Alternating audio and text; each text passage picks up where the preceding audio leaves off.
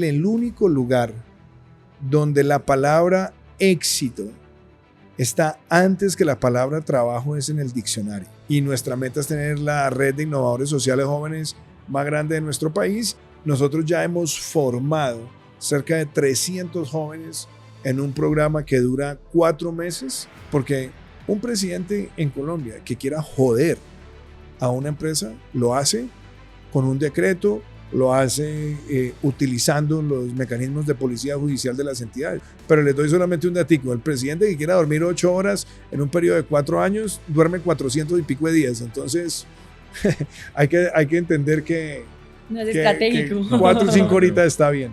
O sea, si tú quieres aprender algo, tienes que enseñarlo. Tienes que ser capaz de procesar y transmitirlo. Yo prefiero darlo todo, pero nunca cruzar esas líneas, es decir, soy una buena persona. No hay ningún país del mundo que sea una potencia emprendedora sin un sistema de libertades y por ende democracia. Mis amigos me preguntan, Bilbao, ¿por qué te metes a hacer una locura como entrevistar candidatos presidenciales? Donde cuando entrevistas al de la derecha, los de la izquierda te van a querer matar. Y cuando entrevistas al de la izquierda, los de la derecha te van a querer matar. Es muy sencillo, porque hay que dar ejemplo. Y lo primero que hay que hacer para dar ejemplo es conversar. Aquí estamos haciendo otra forma de dar ejemplo. Se da una situación en Colombia en la que los emprendedores y emprendedoras de alto impacto de tecnología viven en un ecosistema súper colaborativo. Nosotros nos mega ayudamos y eso no pasa ni en Argentina, ni en México, ni en Chile. Pregúntale a cualquier persona. El ecosistema de emprendimiento de alto impacto de Colombia es súper colaborativo. De este lado está el Estado y en el Estado prácticamente nadie o son muy pocos los emprendedores y emprendedoras que medio se parecen a mí que colaboran con el Estado. Entonces es mi opinión que uno de los recursos más fuertes que puede tener esta nación es lograr que el ecosistema de emprendimiento de alto impacto y de tecnología trabaje con el Estado. Y lo que yo espero y aspiro es que cuando algunos emprendedores o algunas emprendedoras top vean estos crespos hablando con unos políticos, digan, ve, de pronto hay algo que hacer ahí y nos pongamos la 10 y trabajemos un poquito juntos por este país.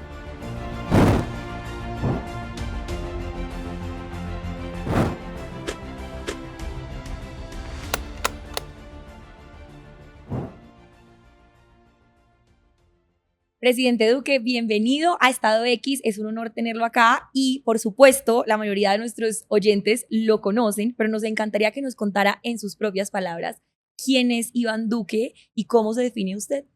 María José, primero muchas gracias, Andrés, un placer estar aquí con ustedes y me encanta que arranques con esa pregunta porque hace muy poco estaba escuchando una charla de uno de esos pensadores contemporáneos español que hacía la pregunta, ¿tú quién eres? Entonces, cuando uno va a responder esa pregunta, uno tiende a caer en lo obvio. ¿Quién soy? Soy abogado, soy escritor, soy político, pero esa no es la pregunta. Eso es qué profesión tengo.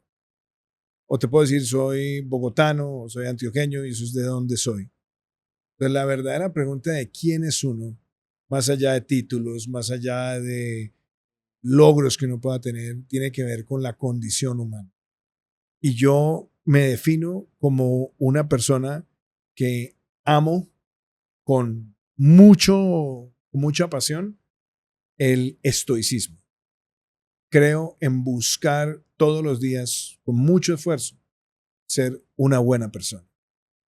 Tratar de ser una persona que responde con nobleza, que responde con grandeza, con humildad y con dedicación a todas las cosas que la vida me presenta y me ofrece. Y eso me lleva a la condición de padre, a la condición de gestor, a todo lo demás. Pero ¿quién soy?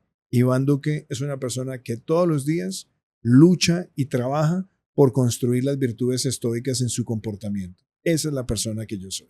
Wow, me encanta. Y nos podría compartir también un poquito más de esos referentes de estoicismo que tiene, cuáles son esos pensadores que han marcado pues esa visión de estoicismo en su vida y algunas prácticas también como que aplique desde el estoicismo en su día a día. Pues mira, es curioso. Mi padre murió en el año 2016 y ahora, cuando me he metido cada vez más a fondo en la filosofía estoica, entiendo que mi padre fue un estoico, que sin él mencionar la palabra, trató de generarnos en nosotros como familia esos valores coraje. ¿Qué significa tener coraje? Es tener determinación y muchas veces estar dispuesto a defender en lo que crees y en lo que predicas, así todo esté en tu contra. Hay que tener coraje para emprender, hay que tener coraje para hacer cosas a veces impopulares pero necesarias. La templanza, que tiene que ver con el autocontrol. Y quizás lo más difícil que nos toca a los seres humanos, ponernos límites. Entender no solamente los límites que nos puede dar la ley o que nos puede dar la ética o que nos puede dar un código, sino los límites nuestros. ¿Cuáles son esas líneas rojas que nunca quiero cruzar? Y también en los momentos de mayor tempestad, de más dificultad, estar ahí fuerte, sólido. La justicia, que es cómo te respeto, cómo te valoro, cómo a pesar de que tú me agredas, no te voy a agredir, no voy a ir a la bajeza. Si tú eres bajo conmigo, yo elevo mi condición contigo.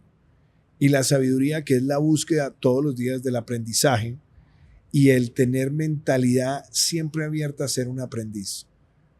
Hay muchas personas que ven eso como algo negativo. Lo que a uno lo debe mantener siempre abierto y siempre ilusionado y siempre motivado es saber ser todos los días un aprendiz. No dejar de sorprenderte lo que la vida te llegue. Entonces me di cuenta que mi padre de alguna manera nos había infundido esos valores estoicos. Ahora, si me preguntas en la historia, a mí me gusta mucho Marco Aurelio y he tratado de enseñar muchas cosas de Marco Aurelio. ¿Por qué?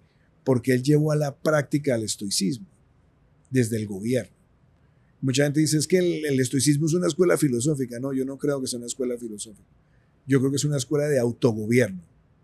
Y Marco Aurelio, que fue un emperador que le tocó en Roma enfrentar una pandemia, 2 guerras, una crisis económica, revueltas sociales, tuvo que transitar por todo eso desapegándose también del poder, ejerciéndolo y desapegándolo, compartiéndolo con su hermano. Pero en sus meditaciones, que es un texto que cada vez se vuelve más referente, es cuál es el yo con yo del estoicismo. ¿Qué es lo que debo practicar? Madrugar, recibir el día, recibir la adversidad con compasión, no tomar nada personal, no dejar llenar uno su espíritu y su alma de sentimientos negativos, nunca predicar el odio. Entonces me parece muy valioso. Y yo diría que a mí también me ha marcado mucho las lecturas de Séneca. Y sobre todo algo que es muy importante es el valorar lo material, saber que lo material está ahí, pero entender que lo material puede que no esté ahí. Y saber tener desapego de muchas cosas que a veces son transitorias en nuestras vidas, que es como la parábola del pájaro que está en una rama. ¿Qué es lo que le da la seguridad al pájaro? ¿La rama o las alas? La rama puede que no esté, pero las alas siempre las va a tener. Y uno tiene que saber cuáles son las alas, esas herramientas que están con uno en la vida que le ayudan a uno a progresar. Y muy recientemente he estado también leyendo, por ejemplo, las obras de John Sellars, que es uno de los fundadores de Sociedad Estoica en Inglaterra, y me ha gustado el ejercicio que ha hecho Brian Holiday de ir para el mundo de hoy, de compilando esas lecciones de estoicismo para compartirlas con generaciones quizás mucho más afines con lo contemporáneo. Entonces, esas están ahí conmigo. Buenísimo. Yo quiero aprovechar para darte un espacio para que nos contes de tu fundación. Hace nada estábamos teniendo una conversación en la que compartías que estabas enseñando los principios estoicos a tus pollos de la fundación. Yo tengo una fundación también, estamos súper alineados, hasta el nombre se parece. Pero contanos un poquito de cómo has llevado esos aprendizajes a la fundación y qué hace tu fundación. Andrés, la fundación es, y yo siempre lo dije desde el comienzo, porque esto lo creamos con María Juliana, con mi esposa, y era la pregunta que nos hacíamos: ¿qué vamos a hacer después cuando salgamos de la presidencia para seguir soñando, para seguir inspirándonos, para seguir devolviéndole a nuestro país? Un amigo mío, y esto lo he dicho en varias entrevistas, en varias conversaciones, que fue presidente del Banco Interamericano de Desarrollo, que es Enrique Iglesias, que es un joven de 94 años. Él siempre dice que para mantenerse joven hay que tener más proyectos que recuerdos. Cuando tú estás dejando la vida siempre en el recuerdo, en lo que fui, en lo que pasó, pues te empiezas a expirar. O si tienes proyectos, empiezas todos los días a sentirte retado. Entonces dijimos, vamos a crear una fundación que conecte esas dos palabras, innovación para el desarrollo. Innovación, cómo pensar distinto, cómo pensar más ágil, cómo pensar más eficiente, cómo transformar. ¿Para qué? Para que tengamos una sociedad más desarrollada, pero teniendo como el eje central la juventud. Y eso nos llevó a que aquí somos un think and do tank. Entonces pensamos, publicamos, reflexionamos, debatimos, hacemos todo ese trabajo analítico, académico, de debate, de análisis, pero somos también un centro de acción. Y dentro de esa acción estamos formando jóvenes innovadores sociales de todo este país maravilloso, de nuestra Colombia profunda, y que ellos tengan las herramientas para contribuir a sus comunidades. Y el eje central de ese programa de formación empieza por las virtudes estoicas, por valores, por principios, competencias, gestión, resultados, impacto, y siempre con la mentalidad de cómo soy sostenible, cómo soy replicable y cómo soy escalable. Y nuestra meta es tener la red de innovadores sociales jóvenes más grande de nuestro país, y ahí también debo agradecerte y expresarte mi admiración por el programa que ustedes y que tú has liderado de Makers, donde hemos encontrado jóvenes que están en tu programa, que están también acá, y donde estamos dándonos cuenta que hay una juventud en Colombia que está ávida de impactar, y hay que darle las herramientas para que su impacto sea cada vez más profundo. Entonces, eso es lo que nosotros hacemos acá, y a eso le dedicamos una muy buena parte de nuestro tiempo, y esta fundación nos gusta que trabaje como una startup.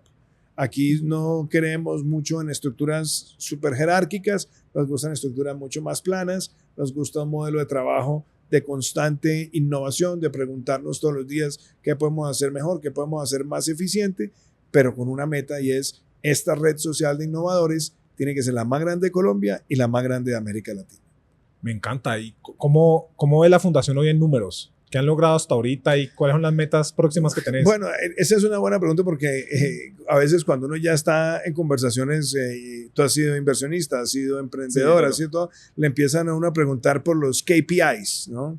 ¿Cuáles son esos indicadores? Y he visto recientemente algunos videos tuyos en Instagram, donde de alguna forma le haces un poquito el twist a la conversación tan fría a veces de solamente medir 1, 2, 3 indicadores, sino mirar impacto, y mirar impacto con cosas que sean significativas. Entonces, ¿qué puedo decirte? En 2 años de fundación, nosotros ya hemos formado cerca de 300 jóvenes en un programa que dura 4 meses, con una retención, es decir, con jóvenes que no abandonan el programa, que se quedan todo el programa, de más del 95%.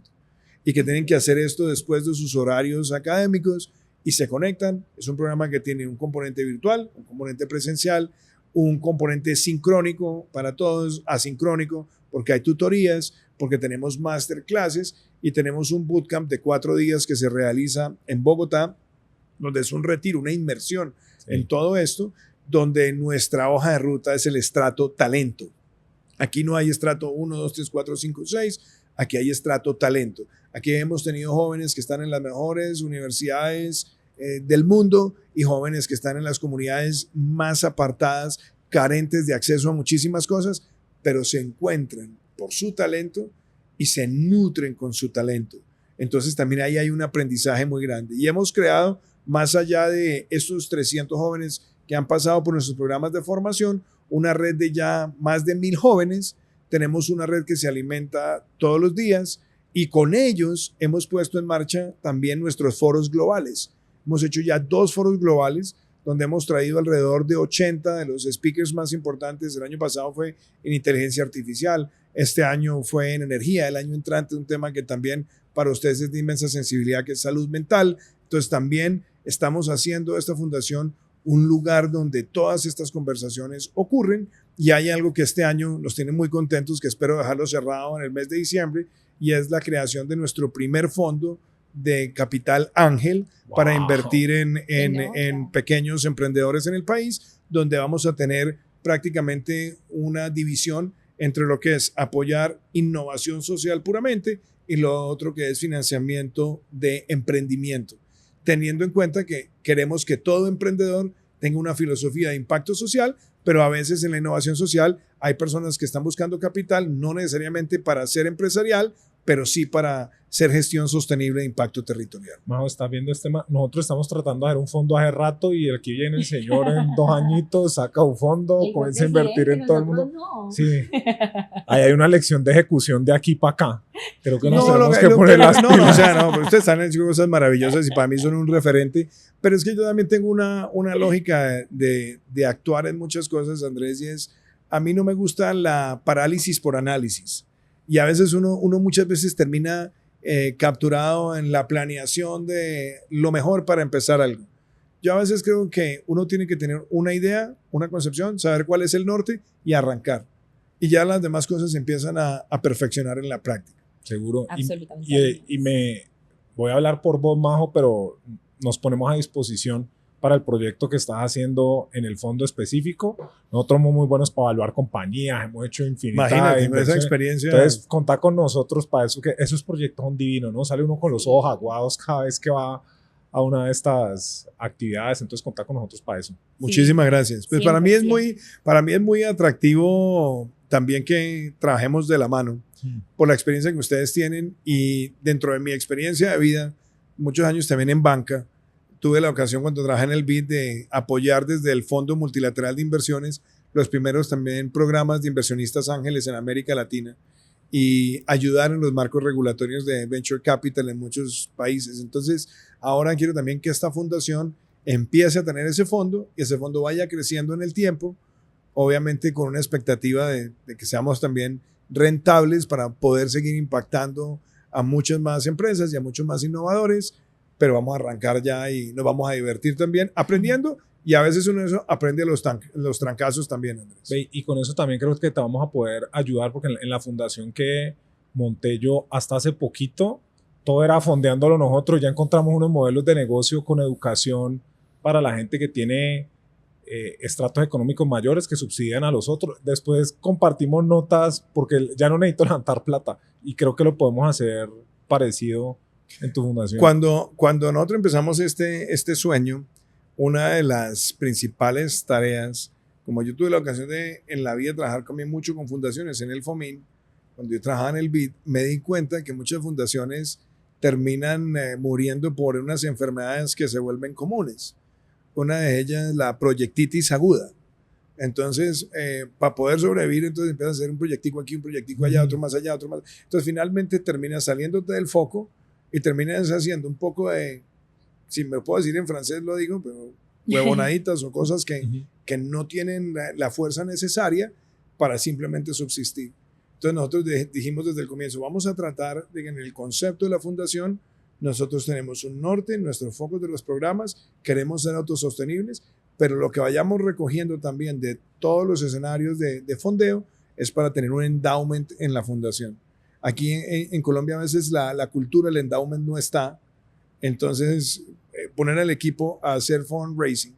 Y yo estoy en varias juntas de non-profits a nivel internacional donde aprendo todos los días la importancia que es uno poder tener un endowment donde uno lo tiene que invertir, lo tiene que cuidar, porque esa es la joyita de la corona que da para mantener todo un aparato. Entonces, eso por un lado. Y lo otro es que los programas vayan generando a nivel de patrocinio o a nivel también de rentabilidad recursos que le permitan a esto funcionar. Así lo hacemos con los foros globales y hemos tenido unos partners increíbles para el programa de Dreamers and Makers.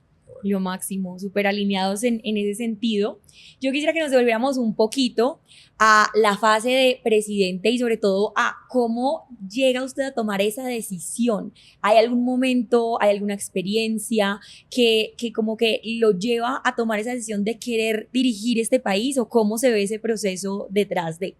María José, sin que eso suene ni más faltaba pretencioso, desde niño yo quería ser presidente.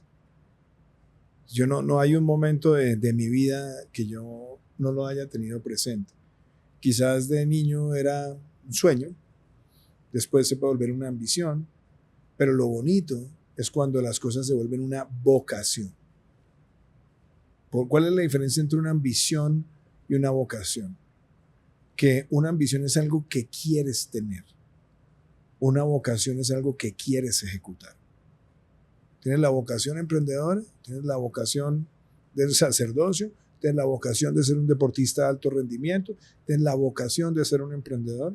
Yo tenía desde niño la vocación de querer ser presidente. Y que la vida me fue conduciendo a otras cosas que de pronto son caminos inexplicables. Pero cuando yo tenía 14 años, un amigo de mi padre, que era un periodista antioqueño que se llamaba José Alvear Sanín, me regaló un libro, todavía lo tengo, de Hermann Hesse, que se llama Siddhartha. Y ese libro, que tiene que ver con la historia de Siddhartha Gautama, habla también de su amigo Govinda. Y hay una serie de procesos de vida de ellos donde el uno es un buscador y el otro es un encontrador.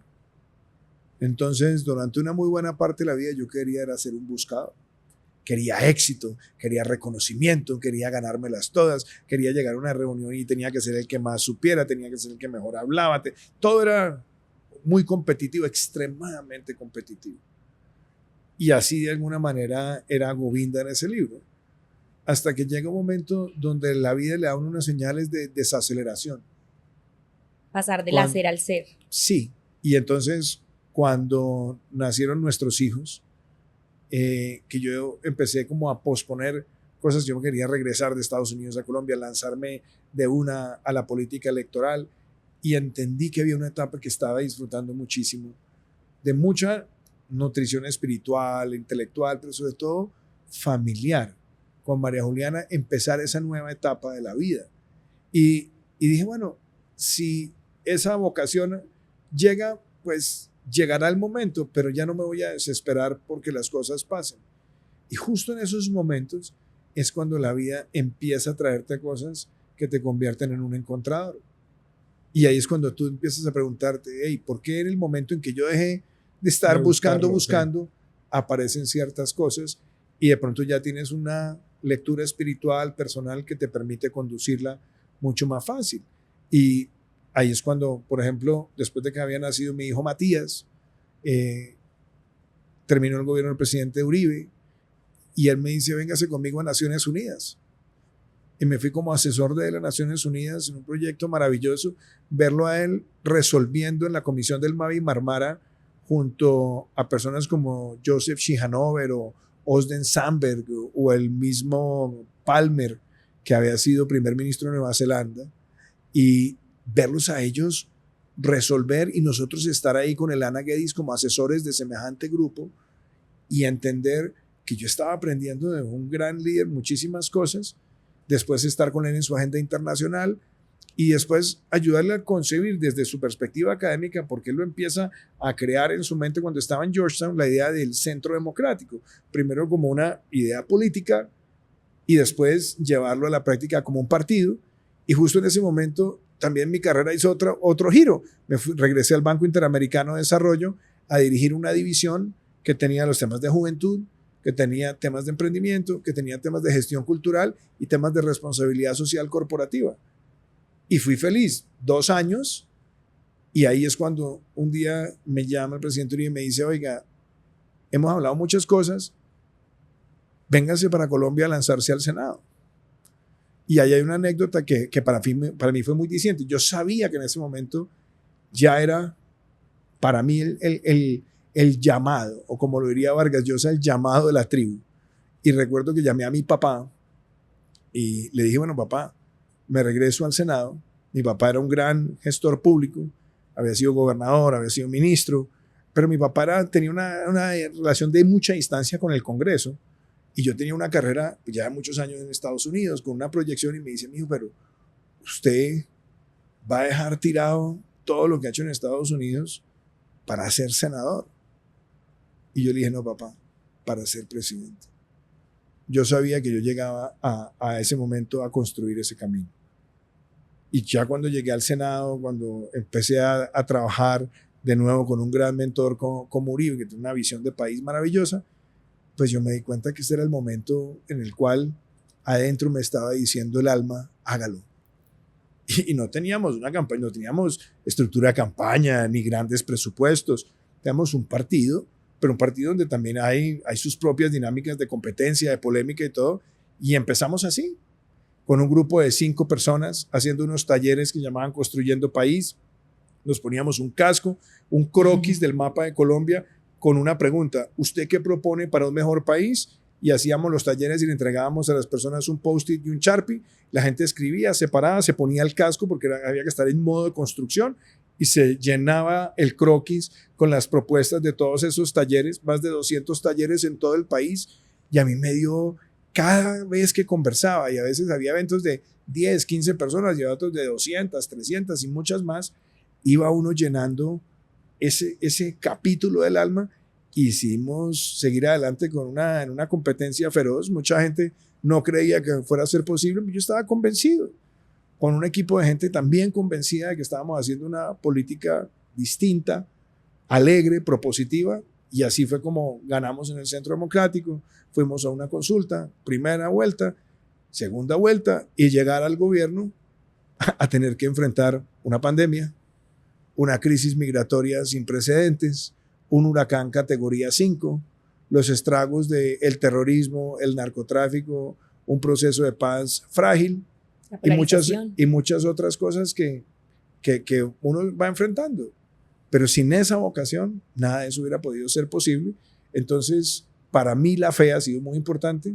Yo soy una persona de fe y todos los días le doy gracias a Dios por haberme permitido cumplir un propósito de vida, que fue presidir mi país y tratar de dar lo mejor. Siempre seremos cuestionados los que pasamos por esas instancias de poder, pero en lo personal, tener la satisfacción que lo entregué todo en la cancha, para mí es lo más valioso.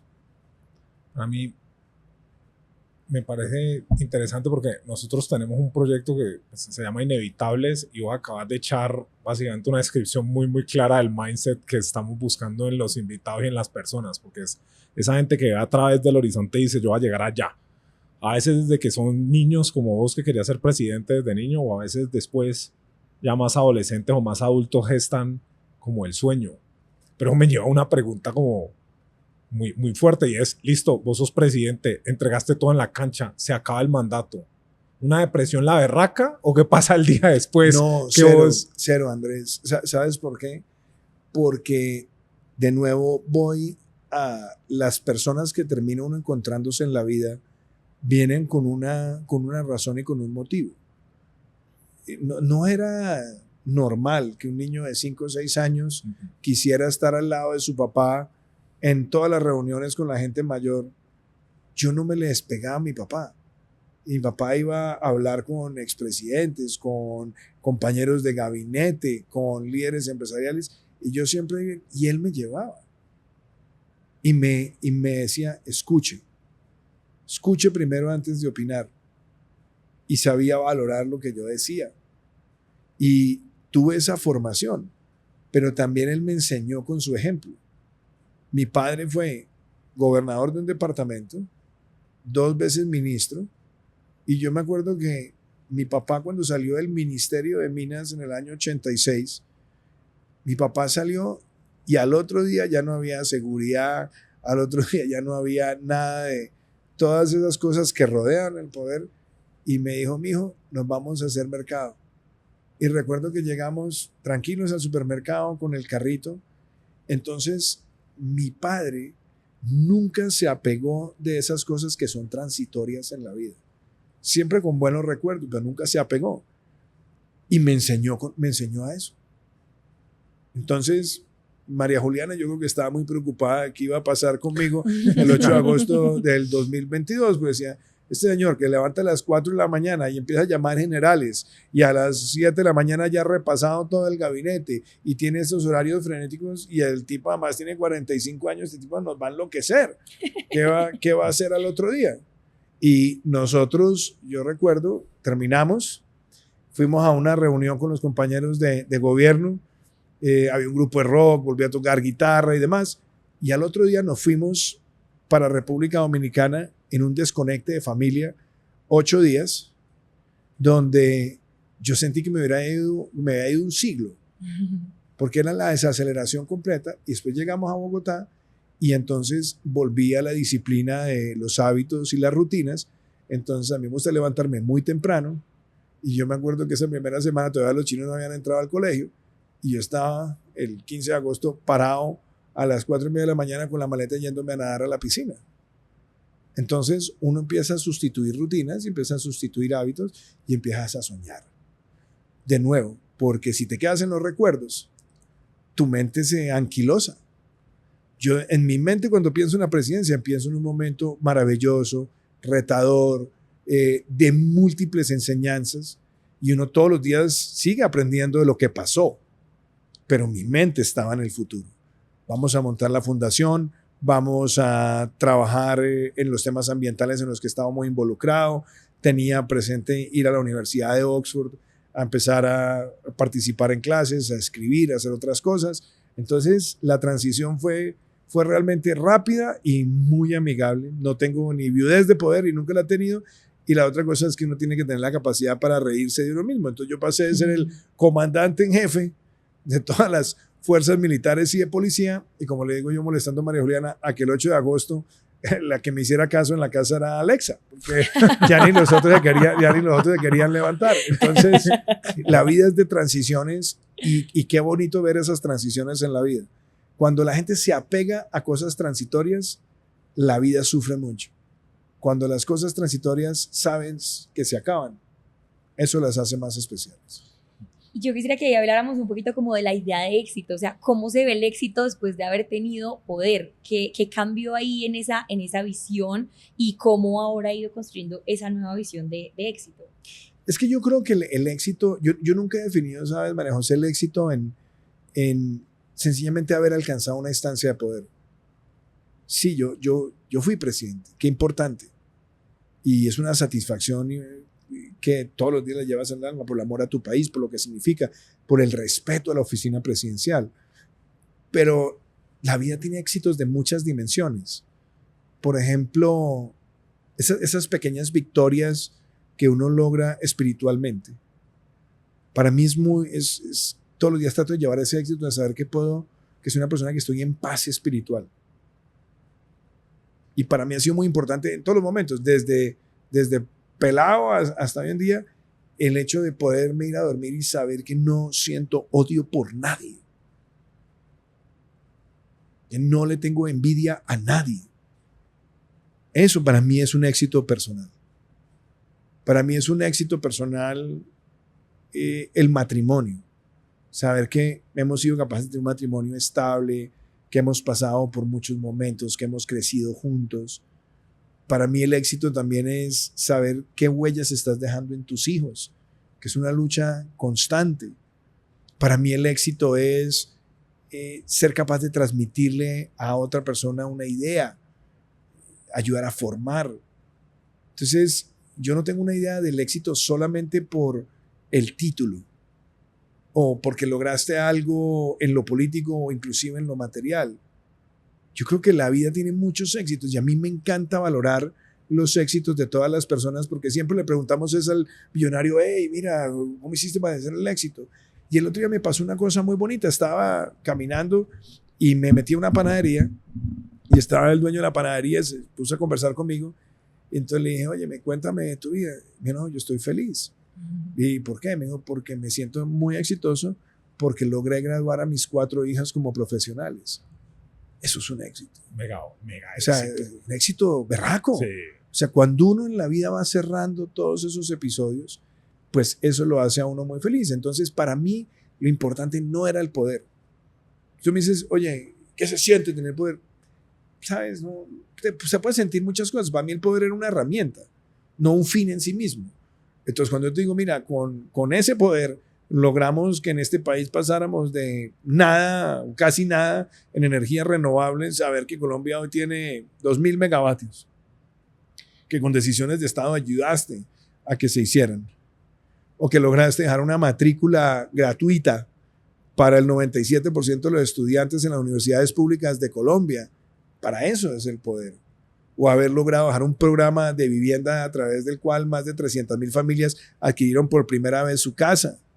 O haber sido un país que sorteó la pandemia y terminó como número 1 en América Latina en el índice de resiliencia frente al COVID-19. Para eso es el poder. Pero si me preguntas a mí, ¿qué se siente tener poder? No, pues yo no me obsesionaba con eso. Hay gente que sí se droga con eso. Entonces quiere hacer saber de lo que es capaz de hacer con poder. Y yo creo que cuando uno tiene poder, uno mismo debe saber cuáles son los límites de su conducta. Y sobre todo, los límites para hacer bien. Porque un presidente en Colombia que quiera joder a una empresa, lo hace con un decreto, lo hace utilizando los mecanismos de policía judicial de las entidades. Jamás lo hice, jamás lo haría. Sabes que lo puedes hacer, pero si cruzas esa raya, ya no estás ejerciendo el poder. Ya lo que hiciste fue corromper el poder. Entonces, saber que esa es una herramienta que está ahí, úsala siempre para hacer el bien.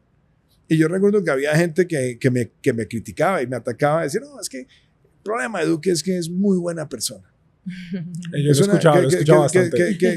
Es una frase peligrosísima. Claro. Peligrosísima, porque es como si en la cultura nuestra, cuando se usan los conceptos de las malicias, es como si ser buena persona fuera algo negativo.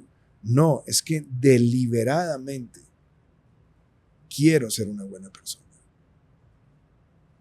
Cuando tú sabes que en este país lo que mucha gente respeta es qué tan vasto eres utilizando las herramientas para intimidar a tus contradictores, ahí ya no estás ejerciendo el poder, ahí ya te dejaste corromper por el poder. Esa idea que mucha gente ha tratado de vender como si hubiera emanado de Maquiavelo, cosa que es falsa, que dice que es preferible ser temido a ser amado. Esa idea de que es el temor lo que genera unas condiciones de admiración o de subordinación, yo odio ese concepto. Yo prefiero darlo todo, pero nunca cruzar esas líneas, decir, soy una buena persona. Y esa es una decisión muy difícil porque todos los días vas a tener que lidiar con el que te sacó la piedra, claro, con el que se metió contigo, con tu esposa, con tus hijos, el que ha tratado de herirte. Pero Ernesto Sábato decía, uno nunca derrota a un enemigo sin acabar pareciéndose a él. A mí no me interesa parecerme a gente que deliberadamente no quiere ser buena persona. Yo quería que me hicieras un link entre esta transición tuya del poder, ¿sí?, y el gobierno actual. ¿Vos qué le aconsejarías al presidente Petro en su transición a una vida, digamos, de civil? No, es que, o sea, son personalidades muy distintas, Andrés. Y no, o sea, a mí no me gusta ponerme a hacer comparaciones, porque siempre las comparaciones son odiosas. Pero es que hay unos elementos en la condición personal con los que, pues, nunca vamos a estar de acuerdo. A mí en la vida me ha gustado es crear. Y disfruto crear. A Petro lo que le ha gustado es destruir. Porque su vida ha sido siempre tratar de destruir el orden existente. Yo nunca en mi vida estaría dispuesto, ni he estado dispuesto, ni a matar, ni a secuestrar, ni a extorsionar a alguien porque piense distinto a mí o para hacer un punto de validez de mis argumentos. Petro sí, ya lo hizo. Cuando tú decides ser miembro de una organización como el M-19, que mató, que extorsionó, que secuestró, etcétera, etcétera, pues tú tomaste una decisión en la vida que es una corrupción absoluta del buen actuar. Porque a mí no me vas a convencer jamás que yo tengo el derecho a matarte a ti porque estoy en desacuerdo contigo. Entonces, partamos de ahí. Ahí hay un elemento irreconciliable. Y eso no quiere decir que yo me esté quedando en los odios del pasado ni en la estigmatización, ¿no? Pero hay una diferencia muy clara de personalidad. Yo nunca empuñaría un arma contra otra persona para hacer valer mis argumentos. Y mucho menos en democracia.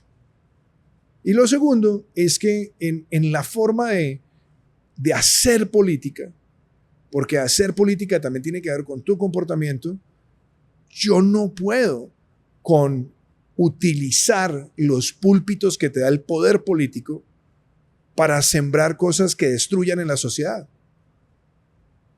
Yo no sirvo para promover odio, ni para promover polarización, ni para estigmatizar.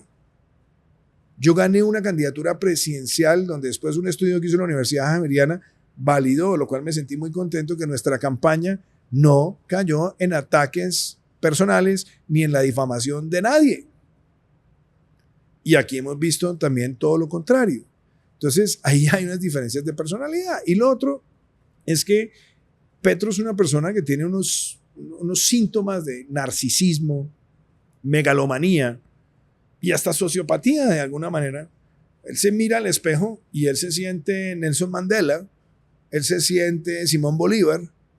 Entonces, su personalidad es megalómana. Cuando una persona es megalómana, quiere decir que todo nace, comienza y termina en él, en lo que él llama querer ser inolvidable. Yo tengo una opinión totalmente distinta. Yo creo que cuando uno ejerce la presidencia, uno está ejerciendo la máxima magistratura del Estado, pero uno tiene que llegar a cumplir una tarea, a cumplir una responsabilidad y a saber cerrar el capítulo para que vengan otras cosas en la vida. Entonces, muy seguramente lo que vamos a ver en la personalidad de él va a querer seguir siendo el pirómano en jefe de un sector de la sociedad colombiana, donde va a utilizar el título de expresidente para salir a ser pirómano con más fuerza, y eso es absolutamente contraproducente para este país, pero eso es lo que a él lo hace feliz. Sí, tener la capacidad de incendiar, tener la capacidad de intimidar con la gente que él conduce a incendiar. Lo nuestro es distinto. Yo quise terminar la presidencia y salir a construir un escenario como este, donde estamos formando jóvenes innovadores sociales para el bien de nuestro país. Entonces, que si yo me puedo tomar un café con él, sí, yo me puedo tomar con él o con cualquier persona, pero lo que yo no sirvo es para tener hipocresía, Sandra. Yo no me puedo sentar a tener una conversación como si nada pasa con alguien que te ha acusado de asesinatos, que se ha metido con tus hijos, con tu esposa, con tu mamá, con todo el mundo, para tratar de incendiar. Y una persona que ha utilizado el poder presidencial para sembrar una amenaza hacia ti y hacia tu familia, sin sustento, sin soporte, etc. No es rabia, no es odio, pero simplemente yo no sirvo para tener la hipocresía si no hay un acto de respeto y es decir, hey, creo que lo que yo dije me equivoqué, no era cierto. Si no partimos de ahí, lo que vamos a terminar es premiando o siendo tolerantes o hipócritas frente a todas esas agresiones que él ha tenido. El término me da risa porque o sea, está muy bien articulado, o sea, desde tu punto de vista, el pirómano en jefe, ¿no? Y se para en Manhattan, busca la sublevación del ejército gringo, pues hace el llamado pues al ejército gringo a desobedecer y termina en la lista Clinton y potencialmente pues nos afecta a todos los colombianos. ¿Qué opinión te merece a vos esa acción y las consecuencias que acarrearon? Es que, a ver, vamos a las raíces de ese tema para empezar por ahí. Tú me preguntas a mí, ¿tú eres pro Israel o eres pro Palestina? Hermano, yo soy pro paz. Es que esto acaso es un partido de fútbol, o sea, vamos a hacer barras bravas cuando aquí hay un conflicto que tiene raíces históricas tan profundas, tan complejas, donde lo que hay que ayudar es a construir la paz. Y Colombia, a la distancia que tiene de Israel y la Franja de Gaza y de Cisjordania, Colombia siempre ha respaldado la idea de una paz construida sobre dos estados. Hasta el punto que antes de que Petro fuera presidente ya Colombia había reconocido el Estado palestino, antes de que estuviera de moda, o antes de que fuera una reacción política. Y nosotros respaldamos los acuerdos de Oslo. Entonces, oye, mataron 1,000 y pico de personas en octubre 7 de 2023, el día en que más judíos han sido asesinados en un día desde la Segunda Guerra Mundial, en un ataque cruel, miserable, dantesco. Y no hay un rechazo a eso y por el contrario trata es de enarbolar una justificación a partir de un conflicto territorial entre Israel y el pueblo palestino. Empecemos por ahí, eso está mal. Y después infundir odio y resulta que llamando a los mismos judíos nazis, llamando al gobierno de los Estados Unidos nazi, todo para el narcisismo de él sentirse un líder cósmico, cuando en realidad el mensaje tenía que ser, venga, paz, ayudemos a construir la paz, entendiendo que hubo una agresión, entendiendo que esas agresiones desafortunadamente pueden tener implicaciones de daños colectivos y entendiendo que la paz no se construye teniendo un grupo terrorista que en su carta fundacional aboga por la eliminación del Estado de Israel, y que la forma de retaliar ese ataque tampoco debería implicar poner en riesgo la vida de muchísima población civil. ¿Por qué no tuvimos una conversación civilizada sobre eso? Pero no, a él no le interesa una conversación civilizada. A él le interesa es el enemigo, el tomar partido, el alinearse y tratar de incendiar con la postura que él asuma, porque a él se nutre y su personalidad solamente se enriquece a partir de la polarización. Por eso digo que es un pirómano en jefe. Entonces se va a Naciones Unidas, donde también hubo otros jefes de Estado que en el seno de la organización pronunciaron discursos donde cuestionaron la intervención de Israel, pues lo hubiera podido hacer ahí, en su foro. Pero salir a las calles, a lucir de artista de Hollywood con gafas de piloto, coger además un megáfono con un traductor que no sabía ni siquiera lo que estaba diciendo, y a llamar a las fuerzas constitucionales de los Estados Unidos a desobedecer su comandante en jefe, lo cual no es permitido para ningún extranjero en territorio de los Estados Unidos, y que es un acto de ilegalidad. ¿Él cree que eso iba a pasar impunemente? Pues no. Entonces, cuando yo veo esos hechos, yo sí veo la preocupación de la aspiración que él tiene. Él quiere seguir siendo el pirómano en jefe, ya con el título de expresidente, ya sin obligaciones institucionales, y los colombianos no podemos permitir que nadie siga construyendo un culto a su personalidad sobre la base de dividir una nación donde son muchísimas más las cosas que nos unen que las cosas que nos dividen. Entonces yo parto por ahí y digo otra cosa con total claridad. Petro tiene ideología para cuestionar todo lo que el sentido común es capaz de explicar. Él le metió ideología al sector de la salud, se tiró el sector de la salud porque no puede haber privados. Se tiró la energía de este país porque también tiene una preconcepción de que la energía no puede tener participación privada.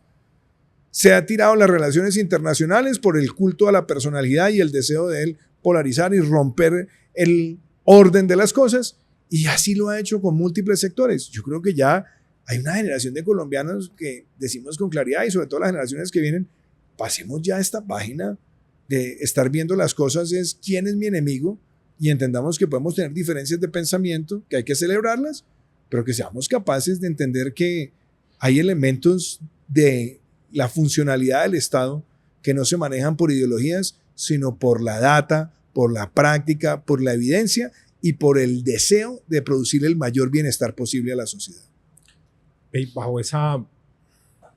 Bajo esa línea hay una cantidad de gente que es, digamos, fan de Petro, que le gusta la ideología de Petro, que le gustan las aspiraciones de Petro. Iván Cepeda acaba de sacar 2 millones de votos. ¿Vos qué le decís a esa gente y ese sector de la población colombiana en cuanto a cuál crees vos que debería ser el paso adelante? Pues es que cuando uno ve cómo operan las cosas, Andrés, uno tiene que entender que el único lugar donde la palabra éxito está antes que la palabra trabajo es en el diccionario. Las cosas cuestan.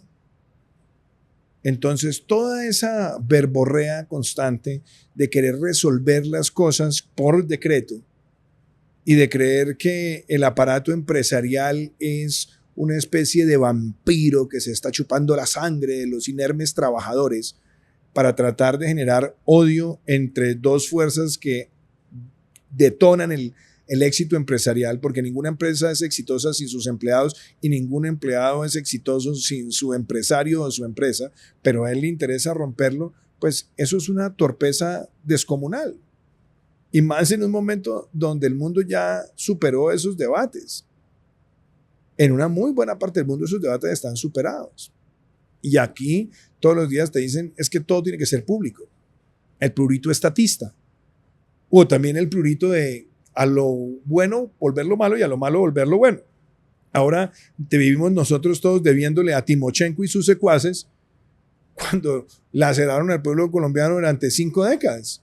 Y la gente que defendió la Constitución ahora subyúdice y esperando una condena por su servicio a Colombia. Entonces, esa forma en la que esos movimientos van trastocando los valores es muy peligrosa, pero además conduce a grandes fracasos. Tú eres empresario y eres inversionista. Y cuando tú tienes hoy $100 para invertir, tú dices, bueno, ¿dónde los voy a invertir? Donde tenga más rentabilidad. Claro, tú quisieras en tu país. Pues si vas a invertir esos $100 en tu país y te dicen, mira, el sector energético, mañana por ideología te van a cambiar la regulación y te van a obligar a que la empresa en la que invertiste opere por debajo de sus costos de funcionamiento, loco, perdiste tu plata. Y lo mismo lo que puede estar pasando en otros sectores. Entonces, ellos quieren detonar incertidumbre porque están todos los días cuestionando lo lógico que es la operación de los mercados.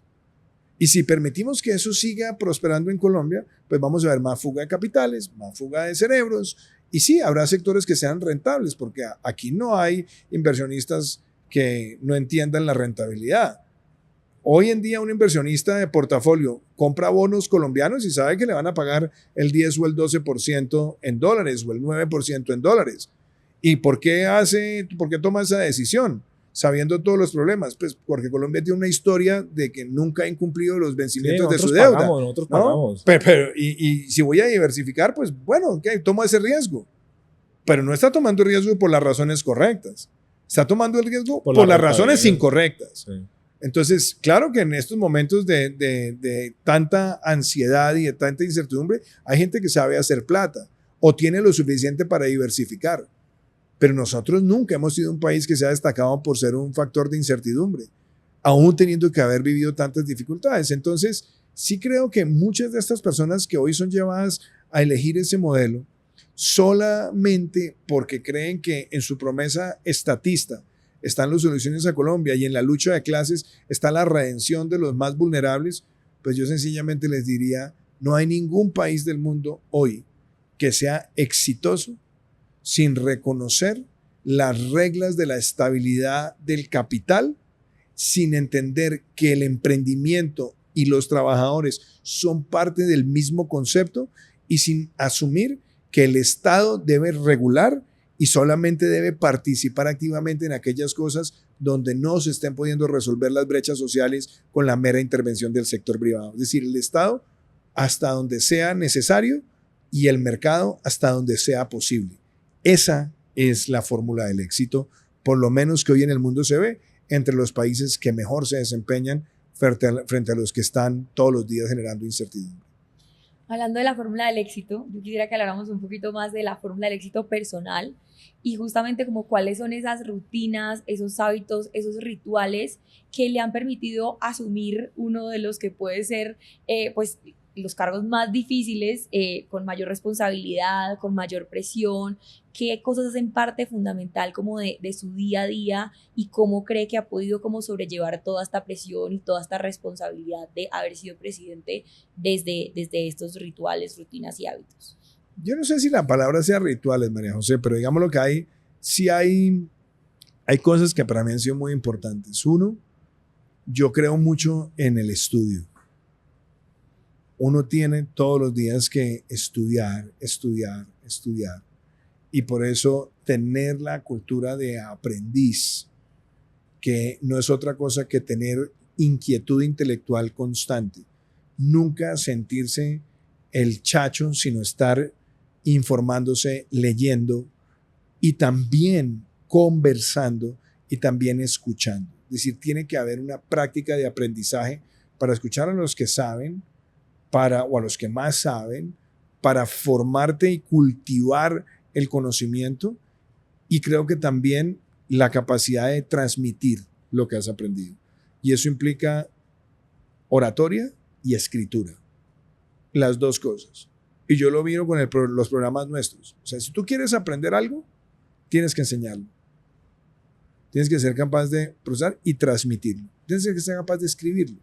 Cuando una persona aprende a escribir sus pensamientos frente a lo que cree que debe hacer y demás, es algo muy importante. Entonces, ahí te mencioné, estudiar, escribir, es muy importante. Muy importante también en esas rutinas diarias, tener el tiempo para la reflexión. Uno a veces pasa de una reunión a otra reunión, de una reunión a otra reunión, entonces te enloqueces. Yo siempre casi que entre reunión y reunión tengo que dejar un espacio de unos minutos para procesar de la que salí y para planear la que viene. ¿Cuánto tiempo dejas? Depende. Pueden pasar, digámoslo, en los ajites de la presidencia, 15 minutos, 20 minutos, pero siempre me gustaba tener ese espacio. Y si sabía que no lo iba a tener porque el día iba a ser muy pesado, sentarme en la mañana y decir, bueno, esta es mi agenda de hoy. Entonces me voy a reunir con María José y Andrés Bilbao y quiero que en esta reunión tengamos este resultado. Voy a tener la otra, porque uno, si no, uno se va volviendo un autómata. Entonces ese ritual es importante. Es muy importante el tiempo para ti de fe o de reflexión. Y si se ponen las dos mejor. Puedo dedicar un ratico para pensar o para meditar y un ratico para orar, para dar gracias. Para mí era muy importante. Y lo otro, tener una metodología siempre de seguimiento, de saber cómo las cosas van evolucionando. Aquí había un empresario que se hizo muy famoso en Colombia porque publicó un libro que decía improvisación estratégica. Tú tienes un plan estratégico que tienes que cumplir. Y que te dura un día, ¿no? Pero muchas veces te aparecen cosas que no estás esperando y tienes que reaccionar. Y obviamente ahí hay una parte del control emocional. A uno se le vuela la piedra y uno a veces se estalla. Pero en la medida de lo posible uno tiene que tratar de amarrar esos sentimientos y procesar y tratar de llevar las cosas con tranquilidad. Entonces eso para mí también era muy importante. Y algo que yo tenía como tarea todos los días era saber cada día qué habíamos hecho para lograr el objetivo. Entonces yo por eso, yo todos los días hablaba con todo el gabinete en la presidencia, pero lo hice también en otros trabajos donde tenía que liderar equipos y es empoderar al equipo. Yo tenía una vez un miembro de un equipo en el BID, pelado muy joven, brillante, se llamaba Fadrique Iglesias, y que a veces me molestaba porque me decía, mire, es que usted unos días nos trata como Mourinho y otros días nos trata como Ancelotti. Entonces, pero vas aprendiendo, por eso me gusta leer muchos libros de liderazgo de técnicos de equipos, porque al final del día cuando lideras un equipo tienes que liderar las personalidades de tu equipo. Entonces hay días donde tienes que apretar, exigir mucho, pero también la motivación es muy importante. Entonces era para mí un reto todos los días y tuvimos miembros del equipo que hicieron cosas maravillosas. Por ejemplo, el ministro Carlos Correa, yo todos los días, bueno, vamos a llegar al 30% de áreas protegidas y trabajamos con el vice Cruz y con el vice Galarza. Hemos trabajado con el ministro Ricardo Lozano, Luis Amos en energía, o con Ángela Orozco en infraestructura, o con Jonathan Malagón en vivienda, o con José Manuel Restrepo y Alberto Carrasquilla en hacienda o en comercio. Entonces era muy, muy importante uno estar al día de esas agendas y eso también hace sentir al equipo que tú estás pendiente de su éxito. No solamente es exigir, sino, venga, ¿qué necesita? ¿En qué más le puedo ayudar para acelerar la forma en la que usted quiere ser exitoso con sus indicadores? Entonces, yo diría, ahí hay varios rituales, pero prácticos. Me levanto muy temprano, me fascina madrugar, amo las madrugadas y amo las madrugadas para mí. Está solito. O sea, casi que para mí esa entre las 4:30 y las 6 de la mañana son preciosas. Si puedes en esas primeras horas sudar, leer y meditar, como dice ese libro del Club de las 5 de la mañana, hazlo. Pero yo no trato de volver eso como que esa es la fórmula. ¿No? Para mí, a mí me funciona. Yo soy una persona de mañanas. En cambio, las noches sí, para mí son tortuosas. Y eso que en la presidencia yo me acostaba a la 1 de la mañana. ¿Ahora a qué horas te acostás ahora? 11, 11:30. 11:30. Pues, pero dormís poquito. tengo mi anillo Oura. Te debe estar regañando. Pero es que a veces me regaña, pero venga, le cuento una vez porque usted se ría más. Cuando yo en la presidencia y estábamos haciendo el trasteo, tenía una caja y entonces abrí la caja y me encontré con 5 libros de la misma edición de un libro que se llama Why We Sleep, ¿por qué dormimos? del médico Matthew Walker.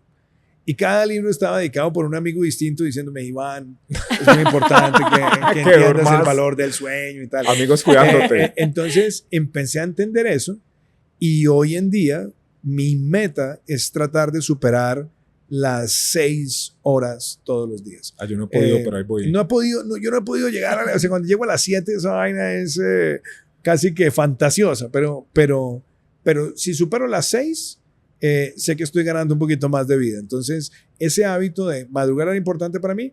Después he ido entendiendo el valor del sueño, pero les doy solamente un datico. El presidente que quiera dormir 8 horas en un periodo de 4 años, duerme 400 y pico de días. Entonces, hay que entender que, no es estratégico. 4 o 5 horitas está bien. Yo quiero aprovechar que hablaste tanto de liderazgo y libros que te han marcado en ese respecto. Hacenos 1 o 2 recomendaciones de libros de liderazgo que vos le darías o al Iván Duque de 2018 o al niño. Sí, no sé, yo a veces no sé si la palabra sean libros de liderazgo o libros que inspiran el liderazgo. La que te parezca. A mí me gusta mucho Siddhartha, lo he mencionado en múltiples ocasiones. Me gustan las biografías de Abraham Lincoln porque es la perseverancia. El valor de la perseverancia es muy importante. Lincoln perdió muchas elecciones antes de ser presidente y era más fuerte, más perseverante. Entonces hay una última escrita por John Meacham que es bastante buena, la recomiendo muchísimo.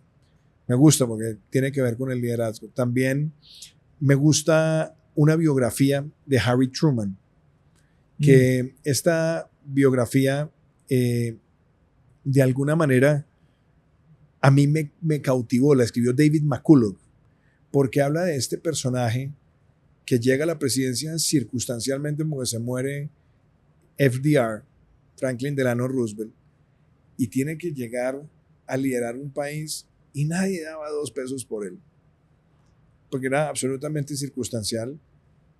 Y es uno de los grandes héroes de la historia y uno de los presidentes que, aunque salió muy impopular, la historia lo ha ido elevando y reivindicando, sí, por su dimensión. Ese es un gran libro también para mí de liderazgo. Y yo creo que en cosas más recientes, yo le diría a la gente, vea, Tony Blair acaba de escribirse un libro sobre el poder. Muy bueno, pero digamos, para el que quiere el liderazgo político es de lo mejor que yo me he leído porque es sincero, preciso y tiene lecciones muy puntuales del ejercicio del poder. Pero si yo lo fuera a sacar de la órbita política y a verlo, digámoslo, en una dimensión un poco más amplia, creo que lo que se ha publicado recientemente por Ryan Holiday sobre los estoicos, lo recomiendo mucho, porque son 4 libros donde las 4 virtudes cardinales están muy bien descritas, y yo insisto mucho que formar líderes con estoicismo es algo que el mundo necesita, sobre todo ahora en esta sociedad del show, de la polarización, de la agresión, donde el like tiende a ser más importante que la idea y donde los influencers están desplazando a los pensadores y a los tecnócratas. Entonces creo que volver a esas virtudes es algo muy importante. Muchas gracias, presidente. Ya para ir cerrando, nos gustaría que nos dejara un mensaje final, sobre todo para estos jóvenes, para los emprendedores, para toda la gente que sueña también con transformar a Colombia, sobre todo desde la política, desde el emprendimiento, desde la tecnología. Entonces nos gustaría que nos dejara este mensaje final para cerrar. Yo quiero decirte algo, María José, porque estamos también en una sociedad donde hay un prurito muy grande por el emprendedor. Yo creo que la sociedad necesita 2 cosas, y sobre todo el ecosistema empresarial. Grandes emprendedores, pero también grandes ejecutivos. Los 2 se necesitan. Y el emprendedor tiene que aprender a respetar y a valorar y a trabajar con el ejecutivo. Y el ejecutivo tiene que saber interpretar y ayudar a cumplir los sueños del emprendedor. Porque a veces me encuentro con gente como que, no, yo quiero ser emprendedor porque no quiero ser trabajador, empleado. Como si ser empleado fuera una cosa de segunda o de tercera categoría. Y resulta, pues si nadie quiere ser empleado, entonces ¿a quién van a emplear los emprendedores? Y yo creo que un empleado puede ser un emprendedor también. Porque 100%. El emprendedor no es una personalidad exclusiva del fundador de la startup, no. Hay emprendedores en lo público, hay emprendedores en lo social, hay emprendedores en un colegio, hay emprendedores en todos los trabajos. Lo que se necesita es tener una cultura emprendedora. ¿Y cuál es la cultura emprendedora? Es tener visión, tener compromiso, tener entrega y todos los días proponerse cambiar las cosas para mejorar. Hace poco publiqué un libro de conversaciones con profesores de Oxford sobre el futuro del humanismo y hay un capítulo con un profesor que se llama Karthik Ramana, que es profesor de liderazgo, que acaba de escribir un libro que se llama Leadership in the Age of Outrage, ¿no? Ese liderazgo en esta época, de este mundo tan revuelto que tenemos. Y yo le pregunté, ¿usted cómo define el liderazgo? Y él decía, liderar es dejar las cosas mejor. Porque a veces hay personas que pensamos que son líderes, pero no son líderes. Son agitadores, son disociadores, con mucha gente que los sigue. Pero si lo que están dejando es peor, no son líderes. El líder muchas veces debe tener la capacidad de saber cuál es su punto de partida y construir a partir del punto de partida. Entonces, yo le diría a toda esta comunidad de emprendedores, miren, ustedes son parte del ADN de esta Colombia y no pueden estar esperando que el Estado termine siendo liderado por el azar. Y yo se lo digo muchas veces, Andrés, a los emprendedores. Muchos emprendedores me dicen, no, yo no me meto en política. Y yo les digo, hermano, ¿sabe qué pasa? Que la política sí se mete con ustedes. Y cuando uno invita a un emprendedor a tener cultura política, puede que escoja un partido, puede que escoja un candidato, puede que escoja una ideología. Pero lo más importante es que el emprendedor sea parte activa de la construcción de una mejor sociedad y no delegarle esa participación al Estado o a otros. Y se necesita en una sociedad como la nuestra que los emprendedores que tienen esa capacidad de motivar y de inspirar también sean capaces hoy de llevar a la sociedad a entender algo. No hay ningún país del mundo que sea una potencia emprendedora sin un sistema de libertades y por ende democracia. Porque sí, hay países que tienen autocracias o regímenes autoritarios o absolutistas con emprendedores. Pero donde está la capacidad transformadora e innovadora del mundo son sociedades donde hay democracia y hay libertades. Luego, el aire que respiran los emprendedores es el aire de la democracia y los emprendedores tienen que ser parte fundamental para defender ese aire de la democracia. Muchas gracias, presidente, por su tiempo. Muchas gracias por lo que ha hecho por Colombia y por lo que sigue haciendo. Oye, nos aquí dando ejemplo justo de lo que estás diciendo. Emprendedores aportando. Me siento muy honrado de estar con ustedes, de verdad, y los felicito también por lo que están haciendo y espero que podamos hacer muchas cosas juntos. Seguro que sí. Haremos.